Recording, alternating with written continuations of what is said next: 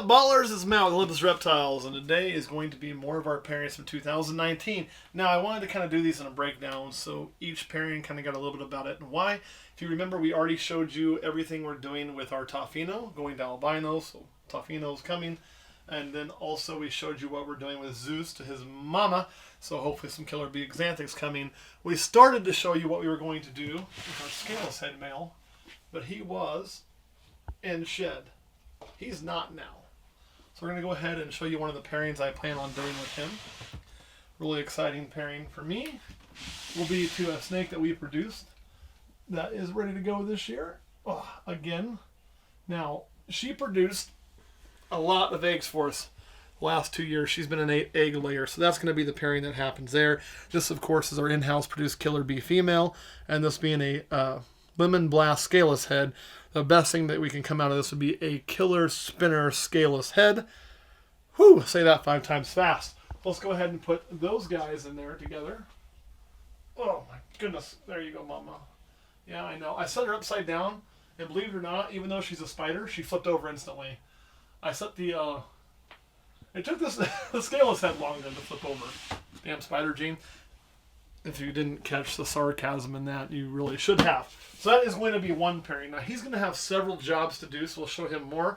But that is one I wanted to cover with you. Let's go ahead and also show you another pairing that we are doing with our black pastel banana. I know we covered this in the first one too, I do believe. But we showed you one of his pairings. This one, too, is going to go to our Calitz female, which is, let me get her out. Do a little maintenance in there while you're looking at those two. So, that's never been done before. Obviously, this will be a first. And they've already been paired several times, which is why this tub's kind of gross and disgusting. But, this was one we kind of struggled with what to do, because what I really want to do with the Calitz isn't ready, which is I want to put some Orange Dream to it, along with some other brightening colors. However, we thought this would be really cool. So if you can get those both to come together, you know, the banana with these looks really good, along with we can get some black pastel in there. It should do some funky things with the colors. So of course, calico, blitz, banana, black pastel would be the top end we could get there. There you go, buddy. Go see her.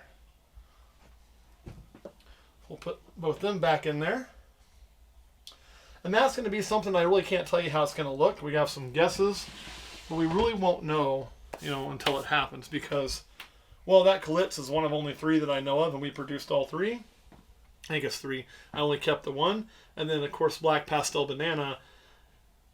It's cool looking of its own, but what is that black pastel going to do with the Calitz? And I have a pretty good idea what that banana will do. It'll just make the colors really awesome. So I'm really hopeful. And banana calicos tend to do pretty well. So it's going to be an exciting pairing. That's one thing I want to share with you. Another one we're looking at definitely doing this year is this guy's in shed. I will pair when they're in shed. Some people don't. I do. Even if they don't breed, I'm not going to worry about it. That is a lesser pastel who is currently in shed. He is going to our champagne possible calico female. One of the reasons is I want to see if there's calico in there. I'll pull her out for you so you can see her. And that ringer, she was from a calico clutch that I produced. It ended up being very hard to see, but that ringer is kind of a telltale. Only time that we've ever produced those ringers is in that calico clutch, and we produced a ton of them. So I'm really hopeful that that ringer is trying to tell me something, but you just really don't see much of the calico influence in there. You know, the tail pattern kind of melts and disappears, so I'm hopeful, but there's not enough for me to say for sure that, yes, this is a calico banana. Now we're hoping it is, or not calico banana. What the hell is wrong with me? That this is a calico champagne, but we're hoping that it is, and this pairing should help us prove that out. Because, 1, we could hit straight up calicos, that would tell us. 2, pastel calicos interact really well together. And I also like the way that pastel interacts with the champagne. And I've seen some pictures of a champagne pastel calico, which looked really, really funky. It was like a yellow snake with 2 black racing stripes. Now, is that accurate as to what they look like? I don't know. We'll find out, hopefully, if that proves out to be with calico. So that's a pairing we're working on. And then let me see what else we want to show off here. Oh, I know what we want to show off. Let's show off what we're doing with this guy right here. Now, he's got a few different jobs. He is going to Mojave this year, but we've already seen that. We're also going to put into this girl. This is a first-time breeder female. She's my own production as well. It's one of my favorite things about this season. A lot of my own production are up to size.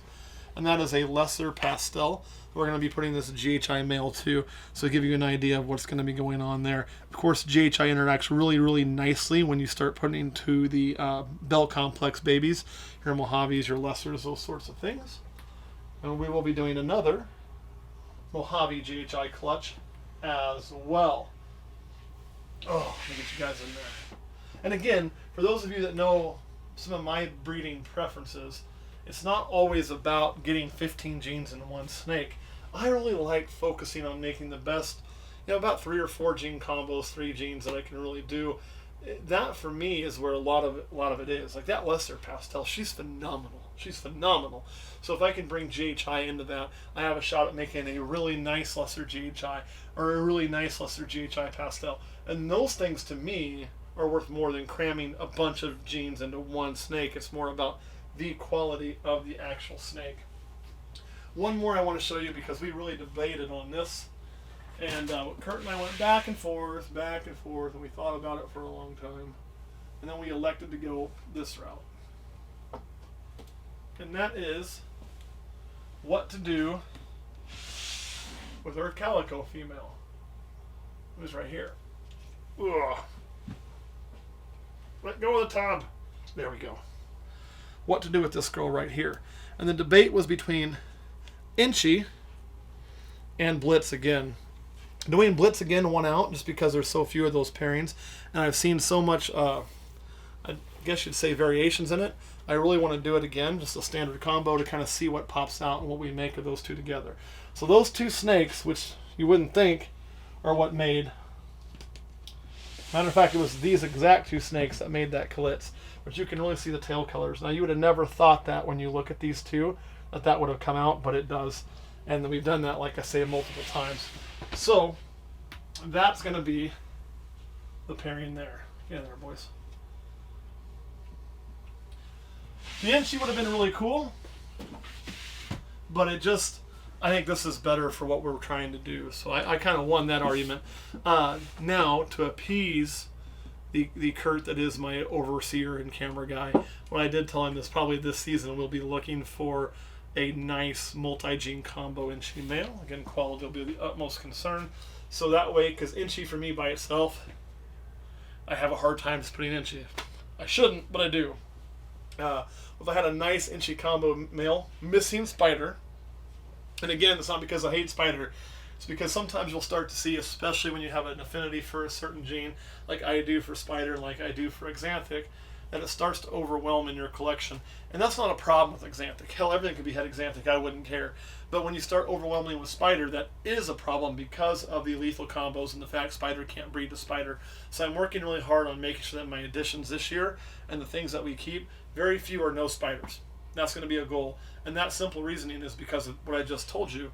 It's becoming to where it's overwhelming. We don't want to do that. Let me share one more pairing with you, and then we'll end this video. And that is one that we've just recently decided on. Do not bite me. It's not dinner time. Yeah, there you go, little buddy. That is this Mystic Potion here. This is a beautiful little snake. And this is about all the bigger you need for a male. This male's ready to breed. I'm not going to pop him. I don't want to waste the sperm plugs he's produced. But he's producing. He's ready to rock. Now, can you go bigger? Sure. There's this whole thing about... Look at that. He's trying to hook into my hand. You can't tell me that snake don't want to fuck. Anyway. Oh! Can't tell me that snake don't want to breed. Bad Matt. Bad Matt here. Get me, Kurt. Teach me not to swear. Okay. Anyway, I'm learning, guys. At least not to say fire truck on a video. But you can breed bigger. The whole thing about big males don't breed, I think, is a whole pile of crap. At least in my experience, it is. Maybe not other people's, but for me, my big males do really well. However, we did want to breed him this year, and he is going to this Mojave girl. And the reason for that is simple.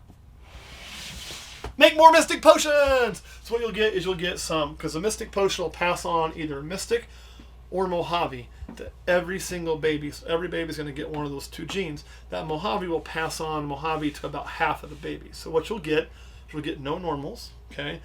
So everything will be a Mojave, will basically be our normal. So then you'll get 50% will be either, no, Mojave will be our normal, Mojave or Mystic. 50% will either be Mojave or Mystic, one of the two. The other half will be either Super Mojaves, so bells. So a quarter of them will be bells. A quarter of them should be Mystic Potions. And then the other quarter will be Mystics. The other quarter will be Mojaves. That's how the breakdown should actually be. So 25% Mystic, 25% Mojave, 25% Mystic Potion, and 25% Super Mojave.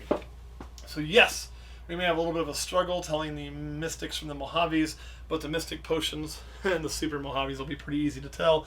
And it gives us another shot at bells, which everybody loves bells, and I kind of need a Super Mojave bell to do some of the things that I want to do. So yeah, because I'd really like to put that Mystic Potion to a Super Mojave bell. That way I get half bells, half Mystic Potions, and there ain't any dicking around. So there is a reason why I'm chasing after one of those. All right, Kurt, any questions? How many snakes do you have that have spider in it? Holy shit. Let's just take a quick count. So we'll just go through the racks. Nope, nope, nope, nope. Yeah, nope, nope, nope, nope, and nope, nope, nope, nope. Yep, there's one. No, no, no, no, and no. Yep, nope, nope, nope, nope. Yep, nope, nope, nope, nope. Then we get to our males. We have no, no, yep, nope, nope, nope. It's not looking so bad. No, no, yep, yep. And then no, no, no, no, no, and no. So I got 6 over here. Then you come over here. No, no, no, no. Yep. Nope. Nope. Nope. Yep. Nope. Nope. Nope. Yep.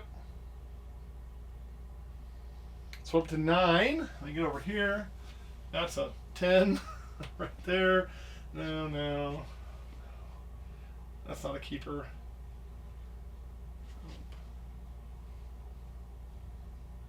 I think we have 10 keepers that have spider in it. And you're saying, well, that's not so bad. But you got to remember, I could never take those males and breed those females and vice versa. So it really limits in what I can do. And when you have several breeder females that already have spider, and then you're using your breeder males and you can't put them to your breeder females, so you're putting them to other things that don't have spider, I produce a lot of spider. So, well, 10 doesn't sound like a holy shit amount. If you think about it, there was like 3 or 4 producing females with spider and 5 or 6 males. So I'm using those males, and I do 20 clutches, let's say, this year, and 9 or 10 of those clutches produce spider. You can see how that can be a strong influence in the collection, which isn't all bad. But by the same token, I don't want that number to get skewed more heavy. So for a couple of years, I'll keep non-spider stuff. Then I may add some more spider. But we produce enough spider, I just don't think I need to keep more. And that being said, will I? I might, because there's certain things that have so much potential that you might break that rule. But rules are meant to be broken in some ways. For example, you just saw me put a scaleless head to a killer bee. Now, do you really think that if I hit a a killer spin scaleless head, I ain't keeping that shit? Especially if it's a female? I'm keeping that shit. I'll tell you straight up now, I'll be keeping that shit. Why? Because I already know the male I've got to. I don't have to worry about it. It'll be put back to the lemon blast scaleless head male. So, is there a chance Matt does still hold back some spider? Absolutely. But he's going to make a conscious effort not to. Because I see the spider and I go, ooh, that's so cool looking. And it makes me want to keep it. So if I make that conscious effort, it's kind of like that check and balance within yourself that goes, ooh, shiny, I really want. But shit, do I really need that? Is this something that's really going to advance my plans or advance my future or do what I want to do? No. Sell it. If the answer is yes, once I take the emotion of, ooh, shiny out, then I can still keep it. But it should severely limit the number that I hold back. All right, anything else, Kurt? No. All right, guys, thanks for watching. We'll see you all next week.